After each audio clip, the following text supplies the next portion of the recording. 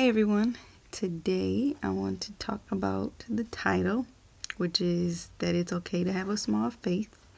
And I was inspired to do this video from a few verses that I read, and as well as just my experience and conversations I've had recently and things I've been learning. So the verse I want to start with, I feel like I should have like some segue, but I'm just jumping right in, whatever. The verse I want to start with is from Paul's letter to the Romans. So it's the Roman church. It's Romans 12:3. And it says, "For I say, through the grace given to me, to everyone who is among you, not to think of himself more highly than he ought to think, but to think soberly, as God has dealt each one a measure of faith." And the part that kind of stands out or jumps out to me when I read that was, or that I thought of, was God has dealt to each one a measure of faith. So, like, as we come to follow Jesus, we're given the faith to, it says that we're given faith, and that in itself is a gift, just to believe in Him, believe in Jesus, believe that Jesus is the Son of God. Like, that comes from faith given. But then, like, we all have our starting points of faith. And I started this channel, and in a previous video I talked about, well, at least this part of the channel for now is trying to understand why growing up I saw some Christians who seemed like on fire for God, who seemed to be walking in power. They didn't just live by, well, I mean, they lived by faith, but like you could see it in their deeds and their lives, the way they talked. When you talk to them about their stories, you see like the growth.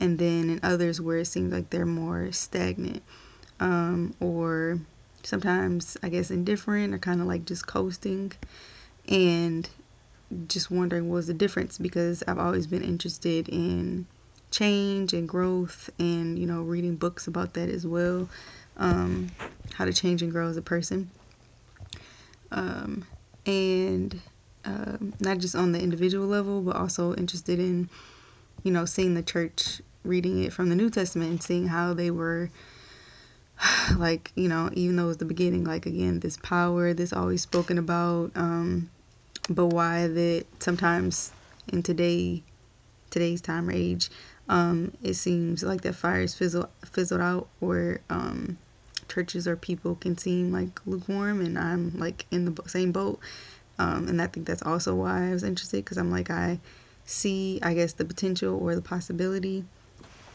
of having a strong relationship with God, and it impacting you and your life, and wanting that too. And I think another thing that sparked the idea for this, or to talk about this, was a few things.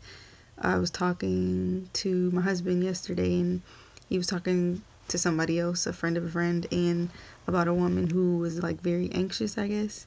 And she was a believer, and if you asked her that, he said that they said this, she would say that, like, I believe in God, but always feeling anxious. And it seemed like, from what he's saying, living a life of like worry. So that kind of like sparked something in me and had me starting to think. And let me see. Okay. So, and another thing that popped in my mind was, I'm not sure, I mean, I don't know who's listening to this, but there's a book called Transcendent Kingdom, and it's by Ya Gyasi, and I need to look that up so I don't mess up her name. Forgive me if I did.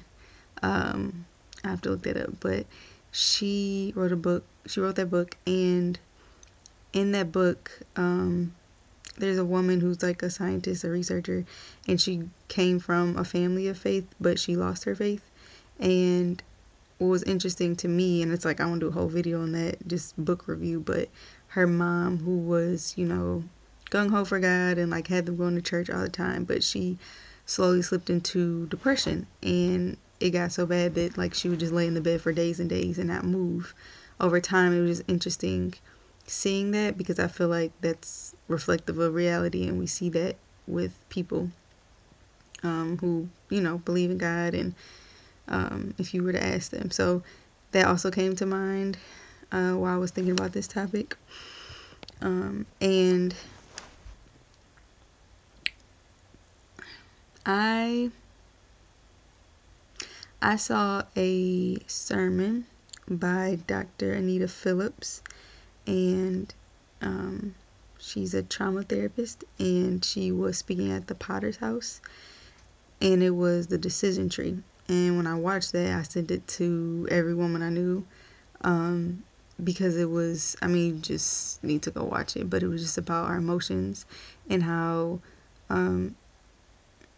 growing up in church, in a lot of churches, like that's a big term because there's churches all over, but in general, and I feel like it's very true, that we've learned, and I think in culture too, but just learned that, you know, to push your feelings aside all the time, and how like your emotions get in the way of you actually getting things done. But she kind of flips that entirely on its head and talks about the importance of our feelings and how we're more guided by our emotions than we would like to believe. But the thing she said that really just like, it's been a culmination of things for me. I feel like that God has been revealing to me about like just myself and my journey and my questions and all these things, and about myself. And the thing she said that stood out the most was the difference between faith and hope. And that just like really hit me in my core, and I haven't stopped thinking about it since. But she said that faith is the belief that something is possible. Like just in general, it's possible. So like, for example,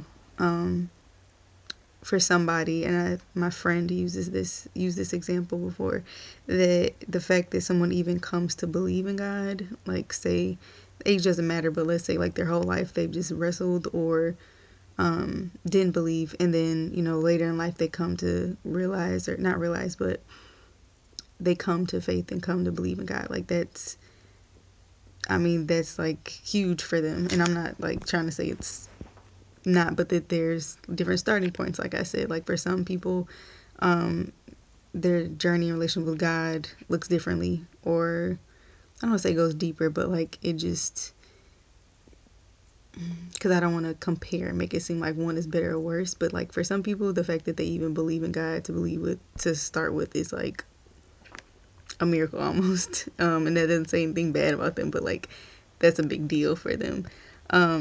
So faith, she said, is believing something's possible, like just in general. So maybe you want to, I use myself example, like when I was very interested in environmentalism and which to a certain degree, a little bit, I still am. And I was interning at the West Michigan Environmental Action Council. I was able to meet and interview a woman named Nikki Silvestri, and that was a big deal for me because for me it was like seeing somebody, it was representation, like just seeing somebody who looked like me, who cared about the issues that I really cared about at that time in college. And so it's like, okay, that made it for me like, oh, this is like possible, like to work in this field, to, you know, that was encouraging. I feel like I'm rambling, but okay, faith is the belief that something is just possible. But then hope is different, because hope means it's possible for you. So I feel like now, I don't know if that, I feel like the example I use even kind of like mixed the two. And I think that's kind of part of it. Like it's hard sometimes to separate or kind of delineate between the two. But the reason that hit me was because it's one thing to see somebody achieve something or do something in their life and then say like, wow, so that, you know, that's something that could happen, like it's possible in general. But then hope is like, no, I can do this. So it's like, trying to think of an example for myself too, like as a mom, like it's one thing to see another mom who's like juggling work and the kids and the home or whatever it is, and doing it well. That shows me like, oh, it's possible, like somebody, like it's possible for a person to do this. But it's another thing to say like, I'm capable of doing it. Like I'm capable of being organized. I'm capable of I'm capable just period of doing these things. And that's just completely different. And I think that faith can be like, oh, kind of like the feeling I get is like, oh, that's encouraging, or even like that's nice. But when I have hope, which is more personal, I feel energized and I feel alive and I feel like a liveliness, like a live type of energy, and it's like a big boost, I guess, like, but personally, not just like, oh, that's nice for them or that's a nice thing. It's like, no, like I feel capable. I feel like, like I said, that this is possible for me. And a another point I wanted to make also about faith is there's a verse in Paul's letter to the Corinthian church, and I mean the church in Corinth, and it's in 1 Corinthians 12:9, and it says, let's see, so it's talking about spiritual gifts, and they say that to another faith by the same Spirit, and to another gifts of healing by the same Spirit. So I was talking to a friend again during the Bible study about this, and I was like, how is faith a gift? Like I get the faith that brings you to salvation or brings you to Jesus, but like how is that like a spiritual gift? And she explained that there's some people who just like it's a gift because it's like apparent, like they just believe, like they're not someone, it's not like they never doubt, but it's like they're so just on fire for God, it seems like all the time. And like I would say like you hear more or see more of them living and walking in faith to like a higher degree, versus like if you don't have that gift, maybe you struggle with doubt a little bit more. So that was a difference, and that really put stuff in perspective, because if we read and we study and we understand, then we won't fall in the trap of comparing each other or having some standard that's not Jesus of how we should look. Like it's okay, and I guess that just kind of goes back to the title, like it's okay that your faith isn't the same as someone else. What matters is that it grows. And that brings me to like another verse, also in Corinthians, 1 Corinthians 3:6-7, and it says, I planted, Apollos watered, this is Paul talking, but God gives the increase. So then neither he who plants is anything, nor he who waters, but God who gives the increase. So God is the one who increases our faith, grows us, and like I said, we're all coming from different starting points. But he's the one who grants the increase of all those things. And let's see. So I don't know how long I've been like on this journey of looking for like change and growth, which isn't a bad thing at all. But I think how do I put this? It's like most of my life I've been looking for ways to like improve myself. And there's like a fine line between like wanting to grow and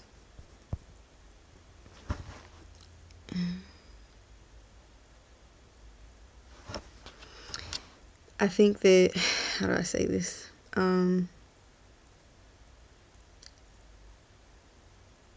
I